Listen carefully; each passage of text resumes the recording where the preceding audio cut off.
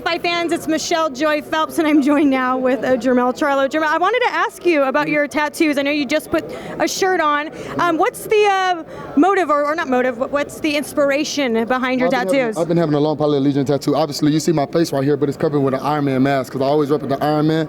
I am the Iron Man in the boxing ring. I got 7 roses on the back because that's when I made that transition from Derek to Rodney, and it's called the Rebirth. The cause tattoo, I own boxing gloves. I run the boxing world, so I keep my gloves on me 24/7. And a bunch of other stuff. The Rising Star, me and my brother always went through. We both got this tattooed on us.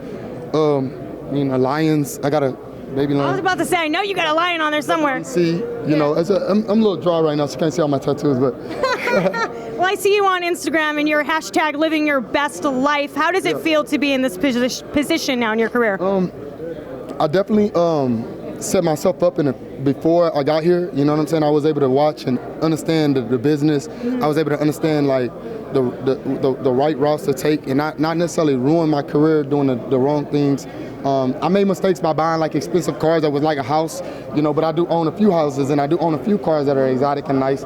But I was able to, you know, backtrack a little bit because that wasn't a mistake. But it's also entertaining to see what I can do and what I can produce. These guys take pictures, I just post them. Who do you consider a mentor in your career at this point? Who gives you the guidance that you need to kind of keep you on the straight and narrow? I think Derek James. You know, like the biggest mentor that I have right now is Derek James because he's still young. You know, he was once a boxer and he definitely he don't let me make mistakes. He don't let me skip training or nothing like that. There's always something. I come back in town, you know, like I used to leave every weekend, literally, like go back home to Houston, take a jet, and fly back. Then I started being delayed planes, and that's what got me caught up. Yeah. It wasn't even my fault, you know. A lot of stuff that happened in this world sometimes ain't even our fault. Yeah. And girls lie a lot, so you know I have to stay away from that.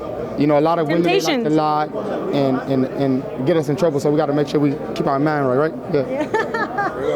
You got a big fight coming up June the 9th against a veteran, Austin Trout. What do you make of Austin? I mean, he's a veteran. I don't believe he's going to try to stand in the pocket and fight me. I don't think any man right now at this weight division is not even hurt. I know he comes forward, put a lot of pressure, but if you do, then night it end fast. Because I definitely study. I'm growing as a fighter. I'm growing as a man. And if he continue to try to like, you know, if you want to bang, let's bang. I don't care what Barry Hunter does. I don't care what Barry Hunter has. It's not going to be able to beat me and Derek James. Should you be successful on June the 9th? I know a lot of people are throwing your name around with Hearn. What do you make of him as well and his performance against Landy Lara? That was a great fight. The pressure did what it had to do.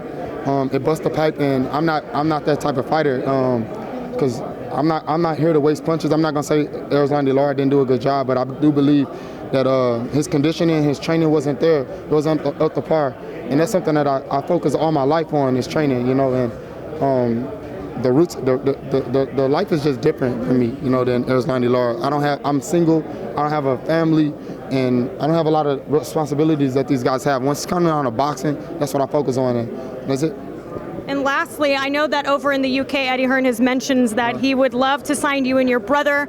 I know that you touched a bit on that, but didn't really say it was Eddie or Bob Arum, the two promoters that were reaching out to you. But is it safe to say that those are the two? I mean, we're going to say necessarily give them the hype and the credit, but definitely the one contract that is nice is the Eddie Hearn's contract.